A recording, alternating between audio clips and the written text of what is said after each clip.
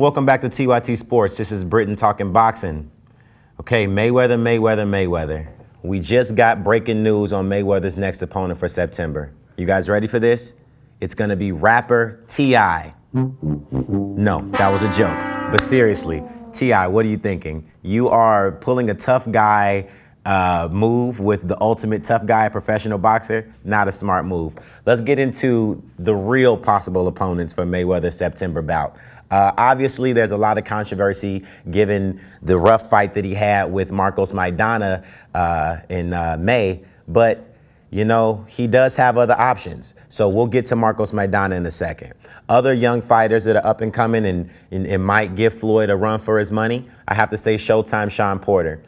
This kid, he's rough, he's tough, he's big. He's usually the bigger opponent whenever he fights at 147 because he comes from such a higher weight class. I think he's campaigned at 154 before, but you saw in his last fight, he just completely steamrolled past Paulie Malignaggi, who was an excellent boxer, excellent boxer. Doesn't have as much power probably to stop Porter, make him respect him, but he just completely obliterated him. I think it was 4 rounds. He just knocked him out of the ring. Paulie was crying afterwards, and now he's considering retirement, which after a beating like that, maybe he should. But Showtime Sean Porter, a welterweight champion, beat Devin Alexander for the belt, which is a nice, slick boxer, southpaw boxer, so he shows that he can deal with a difficult style and a hard punch. Might be a next opponent for Floyd Mayweather. Another person that I think that might give Floyd some problems, Keith Thurman.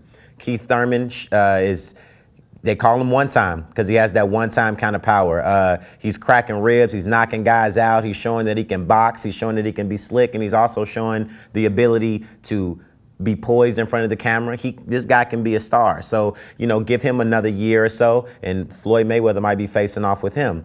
Obviously, you have the Danny Garcias of the world who fight at 140 pounds, who are looking to come up at 147 and take the throne from Floyd. I don't know how much longer he wants to fight at 140. He says that he wants to fight at 140 for at least one more fight before he hops up to 147. But, you know, if they throw him enough money and he's an Al Heyman fighter, it might make sense for him to mix it up with Floyd.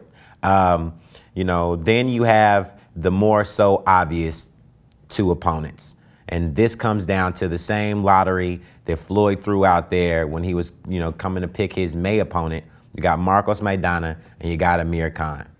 Now, let's not speculate any further. His next opponent is going to be Marcos Maidana. Marcos Maidana put up a good enough fight that people thought that there was some controversy there. They thought that Maidana deserved a draw, if not a victory.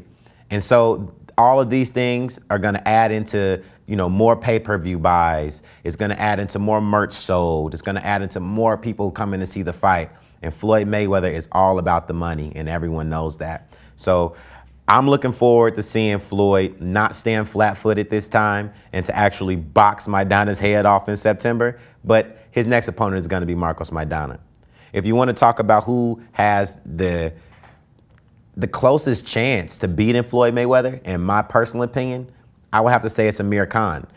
He won't be facing off with him in September due to Ramadan, and you know, you have to respect the man's religion. I'm looking forward to seeing those guys square off early 2015, possibly in May.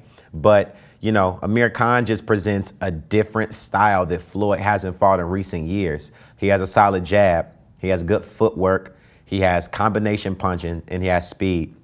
Now, obviously, you're going to bring up Amir Khan's shaky chin, but, you know, he doesn't go out there to brawl. He doesn't go out there to pressure. He doesn't go out there to stand in front of his opponent. Amir Khan goes in the ring, and his objective is to win rounds. He doesn't look at the entire fight as a 12-round giant. He tries to slay each giant round by round. And that is something that, you know, the sport of boxing, that's what it's all about. It's about hit and not get hit. Ideally, the way I think the scenario should go is you have a hungry Danny Garcia who is itching to prove something after his shaky victory at 140. He moves up to 147 and fights Amir Khan at 147 because everybody wants to see that rematch anyway. That's a qualifier for who's going to fight Floyd. Then you got a rough and tough head-to-head battle between hard-hitting Keith Thurman and steamroller Sean Porter. Those 2 square off. And then We have the winner of those two fights see who's going to fight Floyd after Marcos Maidana fights him in September. I think that that is the ideal scenario. I think that boxing fans will get the biggest bang for their buck, and I think all the promotion companies win. You guys might want to look into that.